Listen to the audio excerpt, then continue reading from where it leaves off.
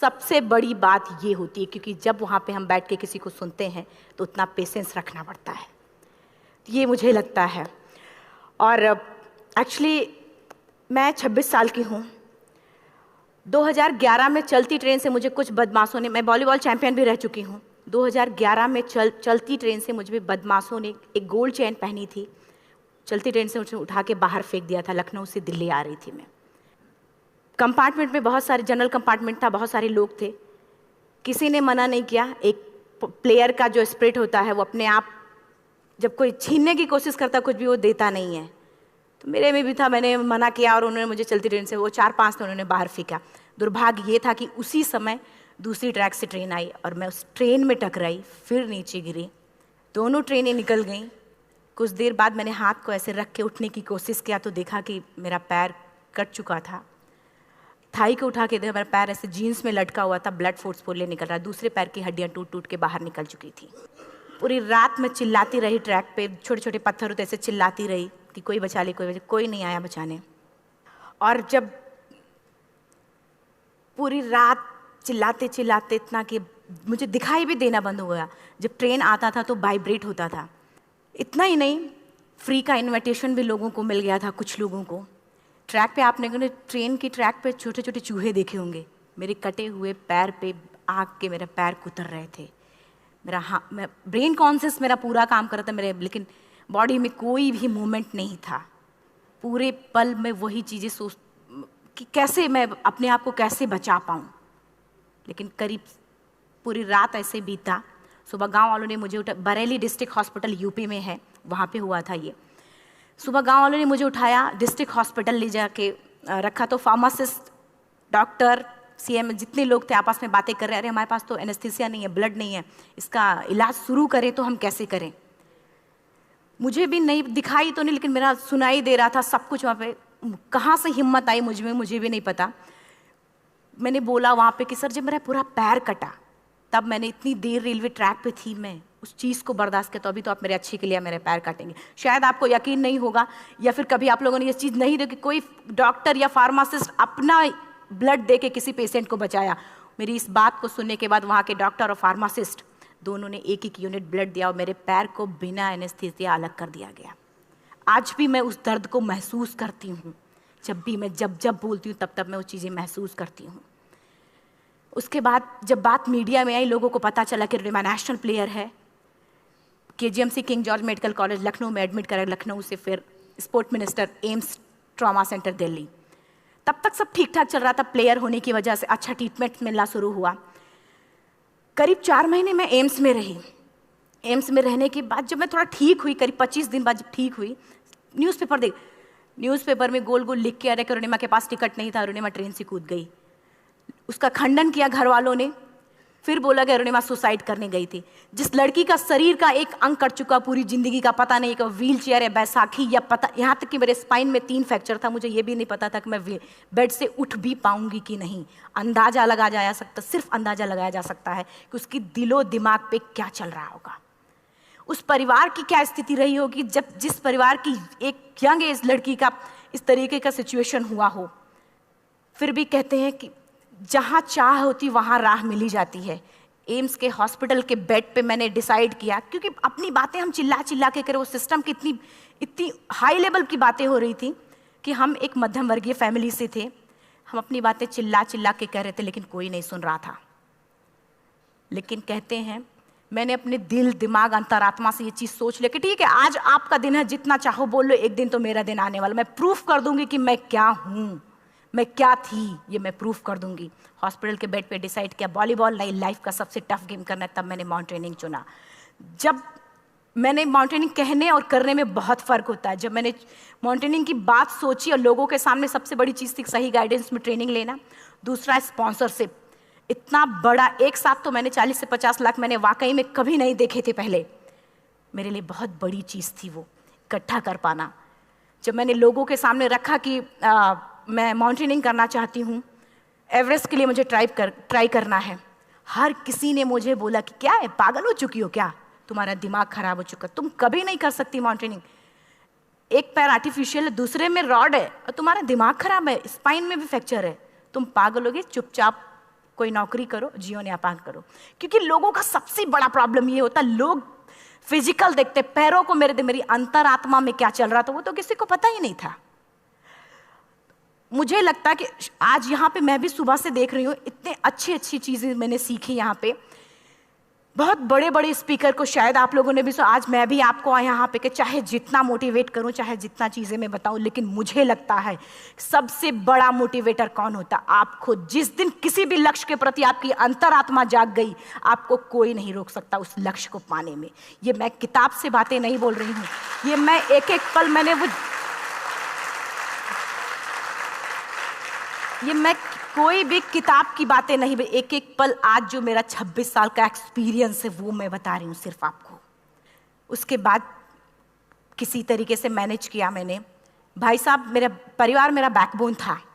परिवार ने मुझे, भाई साहब ने मुझे कहा कि मैडम बछेंद्री पाल जिन्होंने 1984 में एवरेस्ट समिट किया, उनसे मिलते हैं, वो जरूर कुछ ना कुछ करेंगे। हॉस्पिटल से निकलने के बाद मेरे राइट लेग में स्टिचेस लगी थी। मैंने डायरेक्टली घर जाने की बजाय, जब लोग ये सोचते हैं कि मुझे अपना जीवन यापन कैसे करना है, जब लोग ये सोचते हैं कि मुझे अपनी ज़िंदगी के, मेरे दिमाग में सिर्फ 2 चीज़ें चल रही थी, मुझे इनका जवाब कैसे देना है और एवरेस्ट समिट कैसे करना है। फर्स्ट तुरंत गए बछेंद्री मैम के पास। जब मिले, मैम ने फर्स्ट टाइम जब मुझे देखा तो उन्होंने कहा, अरुणिमा, उनकी आंखों में आंसू आ गए। उन्होंने बोला, अरुणिमा, तूने ऐसी हालात में एवरेस्ट जैसे दुरूह पहाड़ के बारे में सोचा तो तूने अपने अंदर तो एवरेस्ट फतह कर लिया, अब तो सिर्फ लोगों के लिए। मेरे परिवार को छोड़ के बाहर की पहली ऐसी महिला थी जिन्होंने मुझ पे भरोसा किया था कि हाँ अरुणिमा, तुम कर सकती हो। मेरे लिए वही बहुत बड़ी चीज़ थी। प्लानिंग भी कर ली, मैम भी मिल गई, सब हो गया। लेकिन जब उतरते हैं फील्ड में तब पता चलता कि हम क्या हैं। रोड हेड से मैं पहुंच गई। मैडम ने कहा कि ठीक है, तुम्हारे कहने, तुम्हारे सोचने से कुछ नहीं होगा अरुणिमा, प्रूफ करो कि कर सकती हो। मैंने कहा बस एक मौका चाहिए मुझे। वाकई में जब मैं माउंटेन में पहुंची, रोड हेड से बेस कैंप लोगों को 2 मिनट लगता था, मुझे 3-3 घंटे लगते थे, क्योंकि मेरे राइट लेग की हड्डियां भी नहीं जुड़ी थी। लेफ्ट मेरा आर्टिफिशियल लग चुका था, लेकिन स्टंप एकदम रेड, उसका मतलब घाव एकदम नए थे।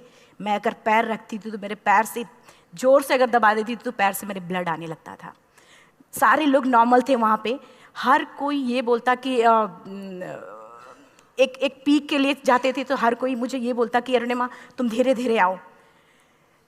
मेरे दिमाग में हर बार यही बात चलती थी कि क्या है, मैंने एवरेस्ट का प्लान किया, मैं इनके बराबर भी नहीं चल पा रही हूँ। खुद से संकल्प लिया कि कोई बात नहीं, एक दिन ऐसा आएगा कि मैं इनसे पहले जाऊँगी। और आपको शायद यकीन ना हो, आने वाले 8 महीने बाद पूरा का पूरा वेट उठा के बेस कैंप से साथ निकलते और टॉप पे पहले पहुंचते। ऐसे करके देखते थे कि अरे ये लोग तो पीछे। खुशी होती थी। उससे भी ज़्यादा मुझे खुशी तब होना शुरू हुआ जब वो सारे लोग आके मुझसे ये पूछते, मैडम खाते क्या हो, बता दो। पैर नहीं है फिर भी कैसे चलते हो। उसके बाद पूरा मुझे स्पॉन्सरशिप मिला। मैं जब एवरेस्ट के लिए गई, मेरे लिए सबसे बड़ा, एवरेस्ट की जर्नी में मेरे सबसे बड़ा चैलेंज यही था कि दूसरे को समझा पाना। मैं नहीं समझा पाती कि भाई मैं कर सकती हूँ। जब मैं एवरेस्ट के लिए, शेरपा होता, शेरपा को जब ये बात पता चला कि मेरा प्रोस्थेटिक लेग है, आर्टिफिशियल लेग है, दूसरे में रॉड, बोला नहीं ले जा सकता, इसकी वजह से तो मेरी भी जान जाएगी। मैडम ने, हमने सबने कन्विंस किया तो किसी तरीके से मन। वाकई में जो टीवी में हम और उसमें फोटोज़ में देखते हैं ब्लू और ग्रीन आइस, हिला देने वाला होता। जितना सुंदर दिखता उतना ही हिला देने वाला होता। जब मैं, हमारे ग्रुप में 6 लोग थे, रॉकी एरिया तक मैं सबसे पहले थी, लेकिन जैसे ही मैं ग्रीन और ब्लू आइस में गई, मेरा आर्टिफिशियल लेग स्लिप कर जाता था। फ्रंट पॉइंटिंग से, जब मैं फ्रंट क्रैम्पोन से फ्रंट पॉइंटिंग मारती थी, लेफ्ट से पेन होता था तब भी करते, लेकिन आर्टिफिशियल जैसे फ्रंट पॉइंटिंग मूव हो जाता, मेरा पैर ही मूव हो जाता था। शेरपा मुझे बोला नहीं हो सकता अरुणिमा, जबरदस्ती मत करो। मैंने कहा कुछ नहीं, ये मेरा पैर है, मैं जानती हूँ कैसे चलेगा। फाइनली 1, 2 बार, 3 बार करने, 4 बार, 5 बार होल्ड हो जाता था। आइस थोड़ा टूट के निकलता था तो मैं वहाँ पैर रख के जाती थी। कैंप 3 तक ठीक था, प्रॉपर एक्लेमेटाइज किया अपने आप। कैंप 3 तक जनरली गए। बात जब कैंप 3 के ऊपर की होती है, साउथ कोल समिट, अच्छे माउंटेनियर, अच्छे दिलेर के हौसले धरे के धरे तब रह जाते हैं जब अपनी आंखों के सामने किसी को मरता देखता है, और दिमाग में बात, जब जिसको डिसीजन मेकिंग, और जब दिमाग में बातें जब ये आने लगती हैं कि अरे जिस चीज़ के लिए हम जा रहे हैं उसी चीज़ के लिए आदमी मर रहा है, इसी चीज़ के लोग लिए मर चुके हैं। रात में क्लाइंबिंग, ज़्यादा से ज़्यादा माउंटेनिंग रात में की जाती है क्योंकि वेदर शांत होता है। जब मैं रात में निकली साउथ कोल से, कैंप 4 से। मेरी हेडलाइट जिधर ही हेडलाइट जा रही थी उधर ही डेड बॉडीज मुझे नज़र आ रही थी। मेरे रोंगटे खड़े हो रहे थे, मुझे समझ में नहीं आ रहा था कि मैं करूं तो क्या करूं। इतना ही नहीं, मैं जिस रोप में थी उसी रोप में जब मैं आगे जा रही हूँ और एक बांग्लादेशी, उनका हाथ हल्का हल्का ऐसे हिल रहा, मुंह से आवाज आ रही थी। मैं एक्सप्लेन नहीं कर सकती मुझे कितना डर लग रहा था। बार बार ये बार बार मन में आती, इसका ऑक्सीजन खत्म हुआ है, ये मर चुका है लास्ट सिचुएशन में, और हम कुछ नहीं कर पा रहे हैं, क्या करें। उसके बाद मैंने 10 से 15 मिनट सिर्फ मैं वहाँ खड़ी रही। मैंने सिर्फ इतना बोला कि अगर आप सभी में से सभी ने एवरेस्ट सबमिट कर लिया तब तो ठीक है, अगर नहीं सबमिट किया है मैं सबके लिए एवरेस्ट सबमिट करूँगी और जिंदा वापस जाऊँगी। क्योंकि जैसा हम सोचते हैं हमारी बॉडी उसी तरीके से जनरेट करना शुरू करती है। मैंने डेड बॉडी, क्योंकि जा ही नहीं सकते थे किनारे से, उसी रोप में वो एंकर है, डेड बॉडी को लांगी और लांग के जाना शुरू किया। हिलेरी स्टेप साउथ समिट के करीब जब मैं खुद पहुंची, मेरे शेरपा ने एक जोर से झटका मुझे दिया कि अरुणिमा वापस चलो, तुम्हारा ऑक्सीजन खत्म हो रहा है। हिलेरी स्टेप के बाद एवरेस्ट समिट है, थोड़ा चलने के बाद एवरेस्ट समिट है। अगर कोई आपसे ये बोले, आप अपने टारगेट के इतने करीब हो, अगर कोई आपसे ये बोले कि अरुणिमा वापस चलो, कैसा लगता है? मैंने भी यही बोला, सर क्या बोल रहे हो आप, मैं नहीं जाऊंगी वापस। बोला अरुणिमा जिंदगी रही, दोबारा ट्राई करना और एवरेस्ट समिट हो जाएगा दोबारा तुम्हारा। मैंने कहा नहीं, ये आप जिंदगी में गोल्ड चांस बार बार नहीं आते, लाइफ में कभी कभी आता है, ये आपके ऊपर आता, आप उसको पकड़ के रखते हो या फिर छोड़ देते हो। मैं अपना गोल्ड चांस कभी नहीं, क्योंकि मैं जान रही थी मुझे स्पॉन्सरशिप बहुत मुश्किल से मिला, एक बार अगर मैं छोड़ देती दोबारा मुझे कभी नहीं मिलता। मैं बहुत अच्छी तरीके से जानती थी। मेरा फाइनली मुझे बछेंद्री मैम ने भी एक बार बात समझाई थी, मेरी माँ ने मुझे एक बात बताया था कि लाइफ में कभी कभी सिचुएशन ऐसी आती है जब सिर्फ आप अकेले होते हो, डिसीजन सिर्फ आपको लेना होता है। जहां पे भी होना, खड़े होकर हल्का सा पीछे मुड़कर देखना और ये सोचना कि आप एक एक कदम चल के यहां तक पहुंचे हो, सिर्फ अपना एक कदम आगे बढ़ाना, तुम देखना कुछ देर बाद तुम टॉप पे होगी। मेरे दिमाग में उनकी बातें वीडियो की तरह चल रही थी और सिर्फ एवरेस्ट का टॉप चल रहा था। मैंने शेरपा को पहले कन्विंस करने की कोशिश की कि भाई चल, कुछ नहीं होगा भाई चल। फाइनली जब वो नहीं माना, मैंने एक कदम आगे बढ़ाया, डिसीजन लिया कि नहीं जाना ही जाना है। आगे बढ़े, करीब 1 से 1.5 घंटे बाद मैं टॉप पे थी। और इतना ही नहीं, आज भी मैं जितनी बार बोलती हूँ उतनी बार मैं महसूस करती हूँ, मेरे रोंगटे खड़े हो जाते हैं, मेरा दोनों हाथ ऊपर करके जोर जोर चिल्लाने का मन कर रहा, कितनी जोर से चिल्लाऊं कि सबको बता दूं कि आज मैं टॉप ऑफ द वर्ल्ड पे हूं। उन लोगों को बता दूं जो लोग ये सोचते हैं, लड़की, दूसरे विकलांग, तीसरे मिडिल क्लास में, जो लोग एक बार हार के फिर दोबारा लड़ना नहीं चाहते, जो लोग हारने के बाद सोचते हैं कि हम दोबारा कुछ कर नहीं सकते, उन लोगों को मैं चिल्ला चिल्ला के टॉप से बताना चाहती थी कि नहीं, आप सब कुछ कर सकते हो, सिर्फ एक सोच की विकलांगता, हैंडीकैप आदमी यहाँ से होता है, यहाँ से नहीं। अगर यहाँ से जो आदमी विकलांग है तो नॉर्मल आदमी भी विकलांग है, जो अगर यहाँ से विकलांग है। चिल्ला चिल्ला के मैं बताना चाहती थी। मैंने शेरपा से कहा कि आप एक फोटो खींच लो, क्योंकि सारे लोग फोटो, अपना नेशनल फ्लैग का जो वैल्यू होती है ना, वो जो हम कहीं बाहर होते हैं तो पता चलता है। मुझे भी बहुत खुशी हो रही थी, फ्लैग को हग किया और बोला फोटो खींचो। बोला पागल हो गई है, तेरा ऑक्सीजन कभी भी खत्म हो जाएगा, नीचे चल। नहीं, फोटो खींच लो। फोटो खींचा उसने। वो तो अगली बार इतना तेज गुस्सा हुआ, मैंने उसको बोला कि भाई वीडियो भी बना ले। 8848 की हाइट पे ऑक्सीजन खत्म हो रहा है, आज हम भी हंस रहे हैं आप लोगों के साथ क्योंकि यहाँ पूरा ऑक्सीजन है। और 8848 की हाइट पे जब मुझे शेरपा, कोई भी शेरपा को बोलेगा भाई वीडियो बना, तो परेशान हो जाएगा, पागल हो चुकी, कि तुम मर जाए, यहाँ मैं जा रहा हूँ नीचे। मैंने कहा नहीं, कुछ नहीं होगा, आप बनाओ वीडियो। किसी तरीके से मैं 4-5 पेयर बैटरी रख के लेके गई कि डिस्पोजल कैमरा, एक अलग कैमरा की, मतलब एक नहीं काम करेगा तो दूसरा करेगा, प्रॉपर प्लानिंग से। शायद आप लोग भी सोचो कि वाकई में लड़की को इतना बड़ा रिस्क लेने की क्या जरूरत थी, कि जिंदगी कभी भी जा सकती थी इसकी। लेकिन मैंने वो रिस्क लिया क्यों? क्योंकि मैं चाहती थी, कहीं ना कहीं से मेरे भी दिमाग में ये बात आ चुका था कि मैं जिंदा वापस ना जाऊं। मैं चाहती थी कि अगर मैं जिंदा ना जाऊं तो ये वीडियो मेरे इंडिया, शेरपा से मैंने यही बात बोली, ये वीडियो अगर मैं जिंदा नहीं जाती, ये वीडियो मेरे इंडिया पहुंचा देना, मेरे यूथ तक चला जाएगा। क्योंकि मैं चाहती थी कि 11 अप्रैल 2011 को मेरा एक्सीडेंट हुआ, 21 मई 2013 10:55 पे मैं टॉप ऑफ द वर्ल्ड पे थी। ऑलमोस्ट 1 से 2 साल के अंदर। कैसे यहां से मैंने ये चीज, मैंने कभी भी कामयाब होने के, मेरी वो जिंदगी बन चुकी थी, मेरा जुनून बन चुका था, मेरा पैशन मेरा जिद बन चुका था। वो मेरा सोते उठते बैठते सिर्फ मुझे एवरेस्ट दिखाई जाए। और मुझे लगता है किसी को भी अगर अपना लक्ष्य पाना है, यहां से अगर वो पागलपन जब तक नहीं आएगा तब तक नहीं होगा। वो फाइनली उसने वीडियो बनाया। आप बोल रहे फटाफट अरुणिमा नीचे भागो। जब मैं टॉप पे थी तो कुछ लोग और भी थे, लेकिन 10:55 पे मैंने एवरेस्ट समिट। 11 बजे के बाद अगर कोई अटैम्प्ट करने की कोशिश करता है उसको सुसाइड अटैम्प्ट बोलते हैं। जैसे ही मैं नीचे चलना शुरू की, मैंने कहा भाई हाँ चल नीचे चलते हैं। ज़्यादा से ज़्यादा मौतें नीचे आते वक्त होती हैं एवरेस्ट पे। जब मैं नीचे आ रही हूँ, थोड़ा दूर ही मैं नीचे चली थी, मेरा ऑक्सीजन पूरी तरीके से ख़त्म। सिर्फ अंदाज़ा लगाया सकता कि जब ऑक्सीजन ख़त्म हुआ क्या परिस्थिति रही होगी। मैं ऐसे नीचे गिर गई और शेरपा मुझे बोल रहा कि अरुणिमा मुझे यकीन नहीं था कि तू एवरेस्ट सबमिट कर पाएगी, लेकिन फिर भी तूने किया। मैं चाहता हूँ कि अरुणिमा जिंदा चल, तू वापस उठ, खड़ी हो। मुझे खड़ा करने की वो कोशिश कर रहा था बार बार, मैं खड़ी नहीं हो पा रही थी। वाकई में दम ही नहीं था। लेकिन फिर भी कहते हैं कि जैसे हमारे नियम होते हैं वैसे ऊपर वाले के भी नियम हैं। उसकी लिस्ट में जब मेरा नाम नहीं है तो वो मुझे नहीं ले जा सकता।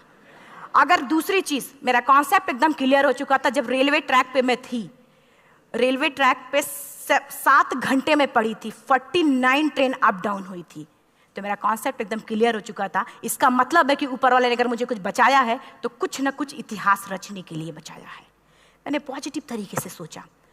और उसी समय एक ब्रिटिश क्लाइंबर नीचे से ऊपर आ रहा था और उसके पास 2 ऑक्सीजन, तो उसने एक को वहीं फेंका और दूसरे को लेके नीचे जाना शुरू किया क्योंकि वेदर ख़राब था।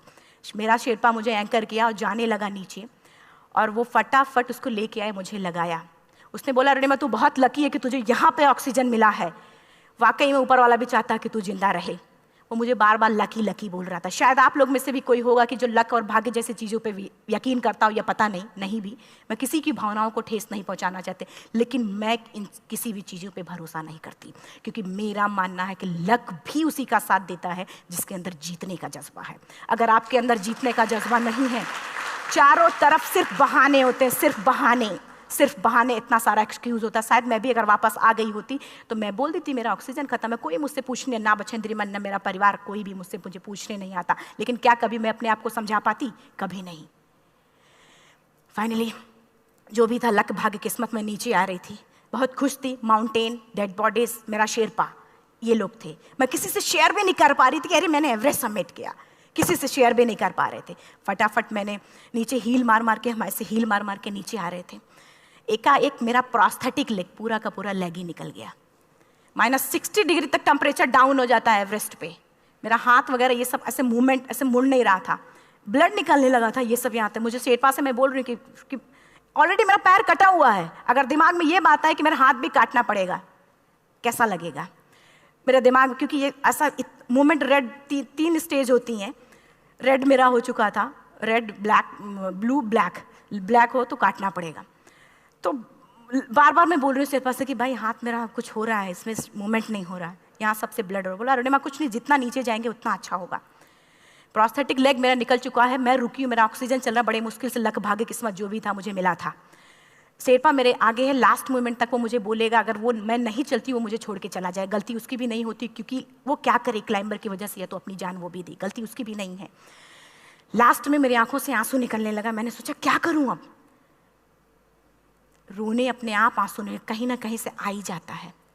दूसरे पल मुझे समझ में आ गया कि रोने धोने से कुछ नहीं होगा। मैंने आंसू को पोंछा और रोप, जो मेरी रोप थी, रोप को पकड़ा, दूसरे हाथ से आर्टिफिशियल लेग को, पैर को घसीट घसीट के चलना शुरू हो गया, क्योंकि मेरे पास यही था, ये तो दूसरा था, गिव अप कर दो ही चीज़ थी।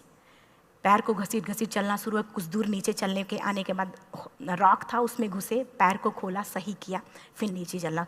Camp 4 to submit to camp 4 3500 feet है, और इसमें टोटल जनरली लोग 16 से 17 घंटे में सबमिट कर लेते हैं। मुझे टोटल 28 घंटे लगे थे। हर माउंटेनियर, चाहे बाहर का या फिर इंडिया का, हर किसी ने ये मान लिया था कि अरुणिमा जिंदा वापस नहीं आएंगी। हर किसी ने ये चीज़ मान लिया था। लेकिन मुझे लगता, जब मैं वापस साउथ कोल पहुंची, जब मैं टेंट का जिप खोला, मैंने हर किसी ने कहा कि अरे तू यहाँ है, हम तो सब सोच लिए थे तू चली गई। हर किसी ने ये बोला था। फिर सब खुशी मना रहे थे हम सब। देखिए, ये सब बताने का मेरा सिर्फ एक मकसद था कि सब कुछ हम में है, हम जैसा चाहें वैसा कर सकते हैं। ऑलरेडी टाइम हो चुका है। मैं एक चार लाइन की पंक्ति सिर्फ बोलूँगी। मैं एक्चुअली, मेरा एम है कि मैं वर्ल्ड के जो कॉन्टिनेंट हैं, कॉन्टिनेंट के हाईएस्ट पीक समिट करूं। एशिया का एवरेस्ट हो चुका है, अफ्रीका किलिमंजारो हो चुका है, यूरोप का एल्ब्रुस हो चुका है। 23 नवंबर को मैं जा रही हूँ ऑस्ट्रेलिया हाईएस्ट पीक के लिए। बस आप लोगों की गुड विशेस चाहिए। और 4 लाइन, अभी तो इस बाज की असली उड़ान बाकी है, अभी तो इस बाज की असली उड़ान बाकी है, अभी तो इस परिंदे का इम्तहान बाकी है, अभी अभी मैंने लांघा है समुद्रों को, अभी तो पूरा आसमान बाकी है। Thank you so much, thank you.